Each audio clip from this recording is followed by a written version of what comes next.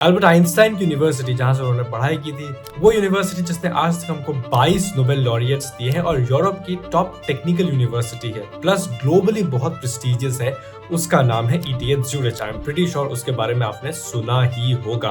And what if आपको वहां पर मास्टर्स करने का मौका मिल रहा हो after your bachelors, then I am pretty sure आप अप्लाई करना चाहेंगे ना। लेकिन प्रॉब्लम क्या आती है एज एन इंडियन स्टूडेंट कि वहां पर फीस ज्यादा होती है, plus living expenses in Switzerland are really really high. तो how do you sustain your life there? वहीं पर आ जाता है ईटीएच ज्यूरिच का ईसॉप प्रोग्राम, यानी कि excellent scholarship and opportunity program, जिसमें आप अप्लाई कर सकते हैं, जिसकी वजह से आपकी ट्यूशन फीस पूरी तरीके से वेव ऑफ हो जाएगी। प्लस आपको पर semester almost 11 point something lakh rupees दिए जाएंगे। स्विस फ्रैंक्स में कन्वर्ट करें तो 12,000 स्विस फ्रैंक्स दिए जाएंगे to cover your living expenses in Switzerland, which is amazing. But the problem is इसका सिलेक्शन प्रोसेस इतना ईजी नहीं है। इसका कंपटीशन बहुत ज्यादा हाई है। ग्लोबली ये सिर्फ 60 स्टूडेंट्स को ही ये प्रेस्टिजियस प्रोग्राम में लेते हैं और ये ईटीएच ज्यूरिच की सबसे बड़ी फंडिंग अपॉर्चुनिटी है फॉर मास्टर स्टूडेंट। तो चलिए आज के वीडियो में इसी को डिस्कस करते हैं, क्योंकि अगर आपको स्विट्जरलैंड में पढ़ाई करनी है then this is one of the best options, but one of the most competitive options out there.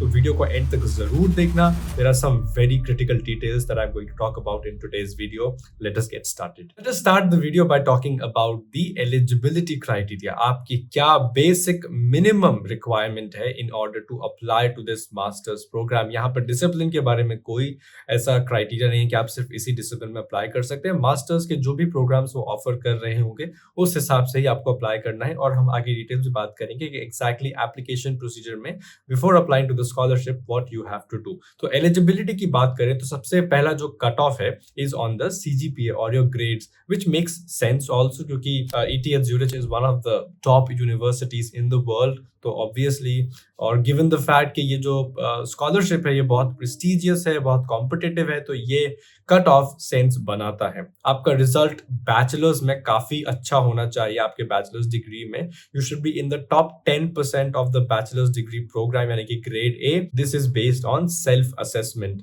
तो आप अपना या तो टॉप 10% खुद से कैलकुलेट करके दे सकते हो, या फिर आप अपने इंस्टीट्यूट से लेटर भी ले सकते हो, अपने डिपार्टमेंट या एचओडी जो भी है, and then you can apply to this. मतलब आप एलिजिबल हो, फिर अप्लाई कर सकते हो। इसके बाद दूसरा एलिजिबिलिटी का क्राइटेरिया ये है कि please make sure that you are reachable under the telephone number that is specified in your CV. तो ये एग्जैक्टली एलिजिबिलिटी तो नहीं बोलना चाहिए, it is some pre requisite, right. मतलब ये बेसिक रिक्वायरमेंट है।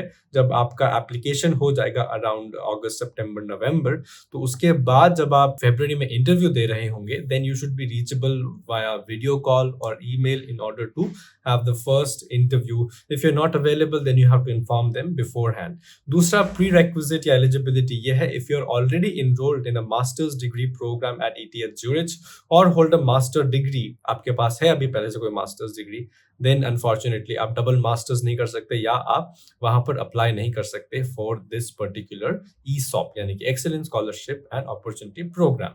ठीक है, तो एप्लीकेशन विंडो की हम धीरे धीरे बात करेंगे, लेकिन डॉक्यूमेंट्स की क्या रिक्वायरमेंट है, क्योंकि एप्लीकेशन विंडो थोड़ी सी कॉम्प्लिकेटेड है, it is not that straightforward. तो डॉक्यूमेंट्स की बात करें तो in order to apply you need, in addition to your masters degree, you will need to upload a pre proposal. तो आपको जो मास्टर्स डिग्री के लिए एप्लीकेशन देना है उसमें अपनी बैचलर्स डिग्री अपलोड करनी है, plus you have to upload your pre proposal which has to be, let's say, unique, which has to be novel and which has to be done in the sense कि जब आप research gaps ढूंढते हैं किसी चीज में, तो आप चीजों को साइट कर रहे हो, आप प्लेजरिज्म नहीं कर रहे हो, तो आपका जो प्रपोजल रहेगा it will be a proper research proposal. I am telling you this is different from United States etcetera, जहां पे आपको statement of purpose, cover letter, motivation letter देना पड़ता है। ये उससे काफी अलग है, क्योंकि वहां पर आप जनरली अपने बारे में बता रहे होते हैं, मेरे क्या एक्कोलेट्स हैं, मेरी क्या पर्सनालिटी है, मेरे क्या हॉबीज हैं, ये सब थोड़ा बताते हैं यूएस में, but in Europe situation as you can see is clearly different. आपको अपने टेक्निकल एक्कोलेट्स बताने हैं, अपने स्किल्स दिखाने हैं in research, your ability to find research gap and then apply to programs. तो आपको वो यहाँ पर टेस्ट अच्छे से किया जाएगा and your interview will also be somewhat like that only. तो आपको एक प्री प्रपोजल देना है जिसकी गाइडलाइन मैं बता देता हूँ। The pre proposal for the masters thesis must be developed by yourself and use established scientific citation methods जिनकी जरूरत आपको पड़ेगी ही। plagiarism, negligent, or intentional misinformation will lead to exclusion from the admission to the scholarship program. और अगर बाद में पता चलता है, then your scholarship will be revoked as well. So that is very very important. एक और document की जरूरत है, और let's say 2 documents are required, which are letters of recommendation. एक चीज मैं बता देता हूँ, if your study program does not ask for preferences of your recommendations, तो मान लीजिए आप अप्लाई कर रहे हैं in computer science or you're applying to physics. If physics does not ask for letters of recommendation, this program or this scholarship will still ask for letters of recommendation. So beforehand only, you should talk to 2 people in your institute or your bachelor thesis supervisor if that exists. Whatever that is, आप 2 letters of recommendation लेके आइए, चाहे अपने supervisor से, चाहे अपने PI, teacher, faculty, जो भी हो. You do need that. उसके बिना आप apply नहीं कर सकते हैं. And that's what it is. अब बात करते हैं हम स्कॉलरशिप अमाउंट की. तो ESOP जो है वो आपको स्कॉलरशिप देता है which covers your living and study expenses of 12,000 Swiss francs per semester, as well as आपको एक tuition fee waiver भी दे दिया जाता है, which is amazing, you know, क्योंकि Switzerland is expensive. Of course, 12,000 Swiss francs is not the, you know, lot of money, but it's still much more than you would get paid in India or let's say in other countries. तो काफी अच्छा amount है. I would not say it's like billion Swiss francs, of course, but for a master student this is much better. इसके बाद आप PhD में apply करेंगे तो आपको मंथली लिविंग एक्सपेंसेस भी मिलने लगेंगे. तो यहाँ पर जो सेमेस्टर वाइज मिलेगा उसका जो सिनेरियो है, either they will pay you at the end of the semester or they might pay you in pieces throughout the semester. You have to clear with your department or your field of whatever जहाँ पे apply कर रहे हैं. ठीक है. This also applies the situation. एक और चीज बता देता हूँ मैं यहाँ पे. ESOP is awarded for regular duration of the master's program, 3 or 4 semesters, which means what? Around 2 years या 1.5 years. एंड यहाँ पे सेम सिचुएशन आपकी जो स्कॉलरशिप वाली है प्लस आपका जो फी वेवर है वो इस पीरियड के लिए रहेगा. आपका डिपार्टमेंट, फील्ड ऑफ रिसर्च जो भी रहेगा उसके हिसाब से ही तो आपका स्कॉलरशिप पीरियड रहेगा. That is what they are telling on the stipend. ऐसा नहीं कि सिर्फ 1 साल के लिए दिया जाएगा उसके बाद नहीं दिया जाएगा. अगर आपका प्रोग्राम 4 सेमेस्टर्स या 3 सेमेस्टर्स का है उससे ज्यादा रहेगा. Obviously masters program is at max 2 years, तो उससे ज्यादा की तो कोई सिचुएशन बनती ही नहीं है, राइट. तो एक और चीज है, ओनली ETH बैचलर स्टूडेंट में start ESOP with leave of absence. This is not for you. This is for people who are doing ETH Zurich bachelors. So this is something that you can just neglect. ठीक है. Selection process की बात कर लेते हैं.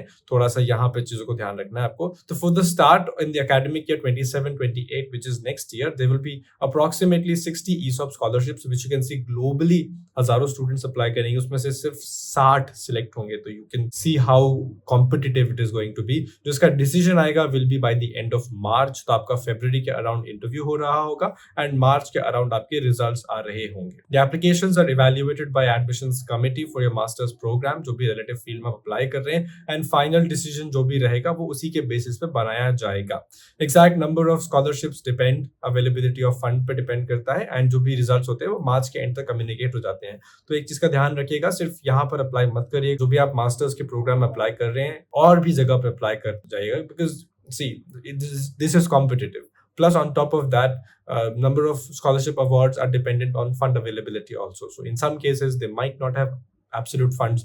I'm pretty sure they do because Switzerland is a first world country, तो वहाँ पर हो सकता है. But just in case आपको पता नहीं है, so do keep a backup of your backup of your backup.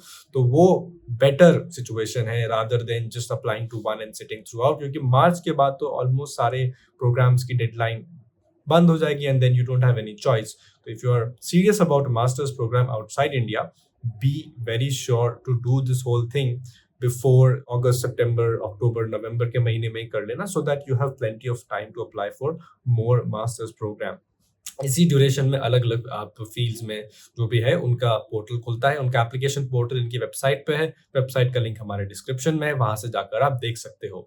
And रही बात मास्टर्स प्रोग्राम की या बैचलर्स प्रोग्राम की, तो we have several helping guides, internship workshop, scientific workshops etcetera, which you can go and check out on our website. Link is again in the description, तो वहां से भी आप देख सकते हो. And soon we are bringing some very interesting podcasts with some very famous people in different fields such as semiconductors or such as biotechnology, etc.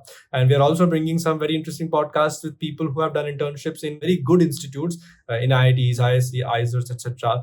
Through our internship workshop. तो वो भी हम जल्द ही लेके आने वाले हैं, coming this week onwards, etc. तो please stay tuned and subscribe for more such videos, क्योंकि वहाँ पे हम बताएंगे how our workshops helped them, what exactly they did to apply, what did they get out of it, and how they applied cold emailing, etc. application processes. तो वहाँ पर हम उनकी भी बात कर रहे होंगे. I hope this video was particularly helpful for people जो bachelor's कर रहे हैं, masters करने का plan करने वाले हैं, और for those people जो फिर bachelor's अभी नहीं करने वाले हैं शुरू, and they want to in the future apply to a master's program in Switzerland, Europe, etc. because European culture is pretty good, and not saying any other culture is bad, but Europe का culture अलग ही होता है. People who have been there, they know. And one of my friends is at ETH Zurich, so the feedback is amazing, of course. You know, QS ranking 4, 5, so obviously it has to be good. ठीक है, we conclude this video today with all these things, and I hope आपको कुछ critical details मिली होंगी. और कोई भी information चाहिए तो इनकी website पे जाके आप देख सकते हैं. There are plenty of informations available. You can even reach out to people. यहाँ पे एक नीचे email भी दिया हुआ है to one of the communication persons for this program. You can go and talk to them also, email them or ask for a video call, but email would be better. ठीक है, so you can do that as well. And of course, if you have any questions, comment section is always open for you. Ask plenty of questions and we will answer them immediately. And कोई request है किसी video के लिए, please ask those as well. And of course, please stay tuned for the podcasts. They are going to be very, very insightful, very, very helpful for a lot of students, especially जो bachelor's, masters या उससे पहले शुरू करने वाले हैं अपने bachelor's को. So please stay tuned. I'm Sagar here signing off. Thank you very much for watching. All the very best. Bye.